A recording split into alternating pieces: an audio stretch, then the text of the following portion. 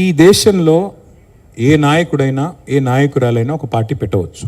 Party పెట్టి ఎక్కడైనా పోటీ చేయవచ్చు. ఏ ప్రాంతంలో అయినా ఏ రాష్ట్రంలో అయినా నిరభ్యంతరంగా పోటీ చేయొచ్చు. ప్రజాస్వామ్య భారతదేశంలో అది అందరికీ ఉన్న హక్కు, రాజ్యాంగం ఇచ్చిన హక్కు, బాబాసాహెబ్ అంబేద్కర్ ఇచ్చిన హక్కు, అందులో ఏం అనుమానం అక్కర్లేదు. కానీ ఏ ప్రాంతంలో అయితే మీరు పోటీ చేయాలనుకుంటున్నారో ఆ ప్రాంత ఆకాంక్షలు, ఆ ప్రాంత పరిస్థితులు, ఆ ప్రాంత ప్రజలు, వారి యొక్క మానసిక స్థితిగతులు, వారి యొక్క పోరాటాలు, వారి యొక్క త్యాగాలు కూడా మీరు తెలుసుకోవాలి. వారి మీద అభిమానం ఉండాలి. నేను అడుగుతా ఉన్న పవన్ కళ్యాణ్ గారిని వల్ల మీరు కొత్తగా పోటీ చేసేది ఏముందండి? జనసేన 2023లో పోటీ చేయలేదా? మీరు చేశారు కదా అసెంబ్లీ ఎన్నికల్లో. మొన్న మున్సిపల్ ఎన్నికల్లో కూడా పోటీ చేశారు కదా 350 వార్డులో. కొత్తగా చేసేది ఏముంది? అండ్ ఇంకోటి, మిమ్మల్ని ఎవరు ఆపుతున్నారు? 2018లో చంద్రబాబు నాయుడు గారు వచ్చారు, పోటీ చేశారు. 23లో మీరు పోటీ చేశారు. పోటీ చేయండి, ఎవరు వద్దంటున్నారు. కానీ మీరు ఇక్కడికి వచ్చి మాట్లాడేటప్పుడు ఇదేదో ఆషామాషిగా ఏర్పడ్డ రాష్ట్రం కాదు, ఇదేదో అనాయాసంగా వచ్చిన రాష్ట్రం కాదు. వేల మంది బలిదానాలతో, రక్తంతో తడిసిన నేల ఇది తెలంగాణ.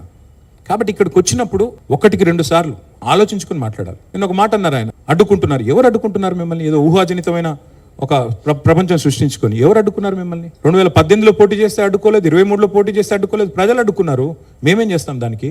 ఒకటి మాత్రం పక్కా, పవన్ కళ్యాణ్ గారైనా ఎవరైనా సరే తెలంగాణ ఆవిర్భావ దినోత్సవం రోజు వచ్చి ఇక్కడ మేము సభ పెడతాం. అది కూడా గతంలో నేను తెలంగాణ ఏర్పడ్డప్పుడు నాకు ఆ విభజించిన పద్ధతి నచ్చలేదు. ఒక ఆయన అంటాడు తల్లిని చంపి బిడ్డను బతికించారంటాడు, ఇంకొక ఆయన విభజించిన పద్ధతి నచ్చలేదు అంటాడు. ఇవన్నీ ఏంటంటే హైదరాబాదీ అల్ఫాజ్ మే బోల్నా అయితే గుమా ఫిరాకి బోల్నా బోల్తే ఇసుకో. నాకు ఇష్టం లేదు తెలంగాణ ఏర్పడని సీదా చెప్పక ఉల్టా పుల్టా మాటలు ఎందుకు?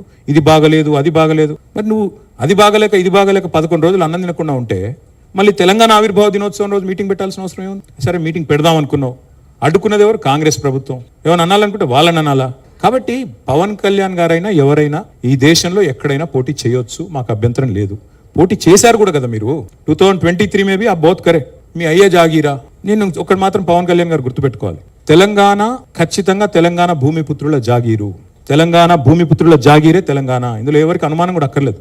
100%. ఈ నేల కోసం కష్టపడ్డ వాళ్ళు, ఈ నేల కోసం పోరాటాలు చేసిన వాళ్ళు, ఈ నేల కోసం త్యాగాలు చేసిన వాళ్ళు, నెత్తురుతో తడిచిన నేల ఇది. ముమ్మాటికి తెలంగాణ ఈ భూమిపుత్రులు, ఇక్కడున్న 4 కోట్ల మంది జాగీర్ ఇది. కానీ మీరు రండి, ఇక్కడే ఉండండి, మీ కుటుంబాలు ఇక్కడే ఉన్నాయి, మీ వ్యాపారాలు ఇక్కడ ఉండండి, ఎవరొద్దన్నారు? 10-12 ఏళ్లలో ఎక్కడైనా చిన్న సమస్య వచ్చిందండి? నేను అడుగుతా ఉన్నా, మా దృక్పథం ఎట్లాంటిది అంటే, వైజాగ్ స్టీల్ ప్లాంట్ను ప్రైవేటీకరిస్తున్నారు మోడీ ప్రభుత్వం అంటే మేము మద్దతు పలికాం. తప్పు ఇది మీరు చేస్తుంది, పబ్లిక్ సెక్టర్ అండర్టేకింగ్స్ని కాపాడాలని రిక్వెస్ట్ చేశాం. That is our philosophy. ప్రాంతాలుగా విడిపోయినా ప్రజలుగా కలిసి ఉండాలని కోరుకున్నాం. కానీ నిన్న పవన్ కళ్యాణ్ గారు ఇంకొక 2 మాటలు మాట్లాడారు. ప్రాంతీయవాదం అన్నారు. ప్రాంతీయవాదం ఉగ్రవాదం కంటే ప్రమాదం ఏదో అన్నాడు ఆయన. నేను వారికి గుర్తు చేస్తా ఉన్నా, ప్రాంతీయవాదం అంటే మరి పొట్టి శ్రీరాములు గారు 58 రోజుల పాటు ఆత్మ బలిదానం చేసుకున్నారే, పోరాటం చేసి మద్రాస్ నుంచి ఆంధ్ర రాష్ట్రం వేరుపడాలని పొట్టి శ్రీరాములు గారు 58 రోజులు నిరాహార దీక్ష చేశారు. అది కూడా ప్రాంతీయవాదం అంటారా? ప్రాంతీయవాదం అంటే నేను ఇంకో ప్రశ్న అడుగుతా ఉన్నా పవన్ కళ్యాణ్ గారిని. మోడీ గారు ఇవాళ ఆయన ప్రాంతం మీద అభిమానంతో, ప్రాంతీయవాదంతో తెలంగాణకు వచ్చిన ఇండస్ట్రీలను కొట్టుకొని పోతా ఉన్నాడు. కేన్స్ అనే పరిశ్రమ ఇక్కడ పెట్టాల్సి ఉంటే, ఇక్కడ ఒప్పందం కుదుర్చుకుంటే మా హయాంలో, మా గవర్నమెంట్లో దాన్ని తీసుకుపోయి గుజరాత్లో పెట్టించారు. మైక్రాన్ అనే సంస్థ ఇక్కడ పెట్టాల్సి ఉంటే, పెట్టుబడి పెట్టేది ఉంటే దాన్ని తీసుకుపోయి గుజరాత్లో పెట్టుకున్నారు. మరి జాతీయవాదం ముసుగులో చేస్తున్న ఈ ఆర్థిక ప్రాంతీయవాదం కరెక్టా? ఏది కరెక్టు? అంటే ప్రధానమంత్రి గారు గుజరాత్కే ప్రధానమంత్రిగా వ్యవహరించడం కరెక్టా? చెప్తారా దీనికి సమాధానం పవన్ కళ్యాణ్ గారు? కాబట్టి ప్రాంతీయవాదం. ఇంకో మాట, చాలా విచిత్రమైన మాట అన్నారు నిన్న ఆయన. ఇంకొన్ని రోజులు అయితే జనగణమన పాడరు. మాకు జనగణమన మాకు నేర్పించాల్సింది ఏం లేదు. దేశభక్తి గురించి మాకు పవన్ కళ్యాణ్ గారి దగ్గర పాఠాలు నేర్చుకోవాల్సిన అవసరం లేదు. ఈ నేల ఆనాడు నిజాం సర్కార్కు వ్యతిరేకంగా పోరాటం చేసిన నేల, కమ్యూనిస్టులు కదం దొక్కిన నేల ఇది. కాబట్టి మాకు పోరాటాలు కొత్త కాదు, మాకు యుద్ధాలు కొత్త కాదు, త్యాగాలు కొత్త కాదు. మాకు వాటి గురించి జాతీయ భావన ఉంది. ఇక్కడ దేశాన్ని గౌరవించే సంస్కృతి ఉంది. We contribute to the nation. We are less than 3% of India, but we contribute 5% of India's GDP. So we don't need any kind of moral lectures or moral policing from. వారు ఆంధ్రప్రదేశ్ ఉప ముఖ్యమంత్రిగా వారిని గౌరవిస్తాం. వారిని ఆంధ్రప్రదేశ్ ఉప ముఖ్యమంత్రిగా డెఫినెట్ గౌరవిస్తాం. ఒక కళాకారుడిగా, ఒక నటుడిగా అభిమానిస్తాం. ఒక సోదరుడిగా ఇంటికి వస్తే బిర్యానీ పెడతా, హైదరాబాద్ బిర్యానీ పెడతా. కానీ వచ్చి మా సెక్రటేరియట్ లో కూర్చొని పెత్తనం చేస్తాము మా రాజకీయాల్లో. మరి ఇంకా మొన్ననే కదా వేరుపడ్డది, ఇంత కష్టపడి 60 ఏళ్ళు పోరాటం చేసి మొన్న వేరుపడ్డాం 2014లో. మొన్న చంద్రబాబు నాయుడు గారు రానే వచ్చే 2018లో. మళ్ళీ ఇప్పుడు మీరు కూడా వస్తారు 2023లో. That's all I'm saying. And last word I will like to say on this. Pawan Kalyan గారిది మధ్యన ఓజీ అనే సినిమా వచ్చింది. I would like to remind my brother Pawan Kalyan, we have a Telangana OG KCR. ఇక్కడ మా కేసీఆర్ గారు ఉన్నారు, ఆయన చాలు మాకు. He will take care of us, he will take care of the state and our issues. ఏదో ఒక maybe ఆ సందర్భం నాకు తెలిసి ఇది ఒక్కళ్ళు కూర్చొని చేసింది కాదు, ఏదో అది చిలికి గాలి వల్ల అయింది అనుకుంటున్నాను. అంతకుమించి నేను నిజంగా చెప్పాలంటే నేను అడిగారు మన ఛానల్లో కూడా మన కొంతమంది జర్నలిస్ట్ సోదరులు కూడా అడిగారు, ఏదైనా కాన్స్పిరసీ ఉంటుంది అంటే ఏముంటుంది కాన్స్పిరసీ, ఏదో ఒకళ్ళు కూర్చోటి మాట్లాడి కాకపోతే దేనికి తప్పని అంటుకుంటుందంటే మన దేశంలో బతకడం మన హక్కు కదా.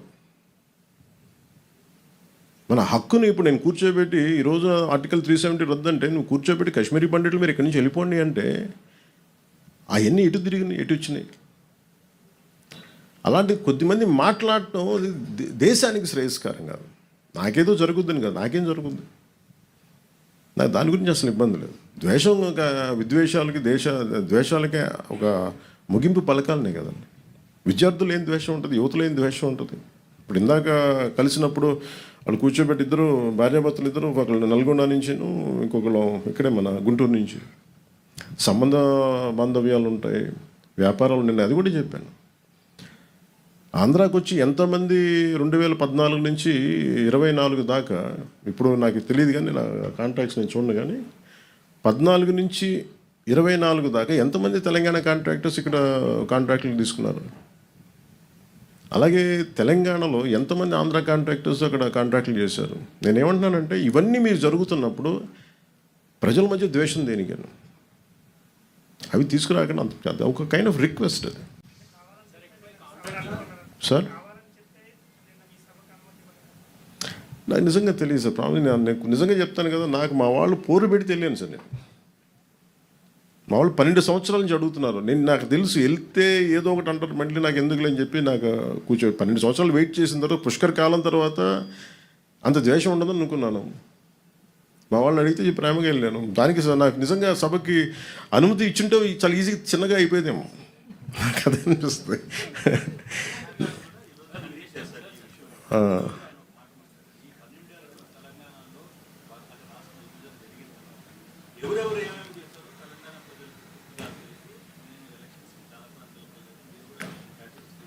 నేను మహారాష్ట్రకి వెళ్ళాం సార్, తమిళనాడుకి వెళ్ళాను. ఇంకా తమిళనాడు ఇస్ మోర్ వోలటైల్ కదా అలా మాట్లాడాలంటే. మురుగన్ మానాడికి వెళ్ళాను, దాదాపు 10 లక్షల మంది ప్రజలు వచ్చారు. I was the chief guest they. అక్కడ కూడా ఒక పర్మిషన్ ఇవ్వలేదని కోర్టుకి వెళ్ళి తెచ్చుకుని. అసలు రూలింగ్ గవర్నమెంట్ ఎప్పుడు కొంచెం పెడద్దు. నాకు ఇక్కడ కాంగ్రెస్ గవర్నమెంట్ పని కట్టుకొని చేసిందా అని నేను అనుకోవట్లేదు. రేవంత్ రెడ్డి గారికి కూడా నాకు అవసరం నాకు తెలుస్తుంది, ఆయన బిహేవ్ జరిగిందని కూడా నేను అనుకోవట్లేదు. అది కూడా మీకు చెప్తున్నాను కదా. కాదు ఇక్కడ ఏముందంటే Congress as a party, Indian National Congress, ఇప్పుడు ఉదాహరణకి మీరు ఇప్పటంలో ఆ రోజు మనోహర్ సార్ కూడా ఉన్నారు అనుకుంటాను. కాంగ్రెస్ మన గాంధీ గారి విగ్రహాలని, నెహ్రూ గారి విగ్రహాలని, ఇందిరాగాంధీ గారి విగ్రహాలని బస్సులను కూల్చేశారు. కాంగ్రెస్ నుంచి వచ్చిన నాయకులే. అది వైసీపీ రూల్లో వాళ్ళ సొంత కాంగ్రెస్ నుంచి వచ్చిన వైసీపీ నాయకులు తనయులు స్టార్ట్ చేసిన పార్టీ కూల్చేసింది కాంగ్రెస్ దిమ్మల్ని. వాళ్ళు మాతృ సంస్థ నుంచి వచ్చి అలాంటి దానికోసం మేము కదా కూర్చోబెట్టి మాట్లాడి హైలైట్ చేస్తున్నారు రోజున. సో మాకు కాంగ్రెస్తో ప్రాబ్లం ఏమొచ్చిందంటే they have become too convenient. Especially Indian National Congress ఢిల్లీలో కూర్చున్న either it could be mister Rahul Gandhi or mister Kharge garu కావచ్చు, ఆర్ మిస్ ప్రియాంక గాంధీ గారు కావచ్చు. I think they should, when they were running a national party, I hope they'll look at how their leaders are performing in each and every state. When you want to have a national integrity, when you can go to Wayanad and you can compete, you can contest. But here, in a neighboring state, where I have a home, that was my home, Hyderabad was my home, is my home. Maybe politically I'm not there, but Hyderabad is my home. I have a party, recognized political party. I have a right to assemble. I have a right to address a meeting. And suddenly, how could they deny permission? It's not something they had done, but as a policy, if Mr. Rahul Gandhiji has to speak so much about India, first let them correct their own mistakes in their own backyard. They are so shallow. Andhra Pradesh was their source of strength for Congress. They lost it. Andhra Pradesh was always a source of strength for Congress. They had lost it. Not understanding it. Even నేను మొన్న కూడా చెప్పాను, I'm never against division of Telangana and Andhra. Burgula Ramakrishna Rao garu లాంటి మహానుభావులు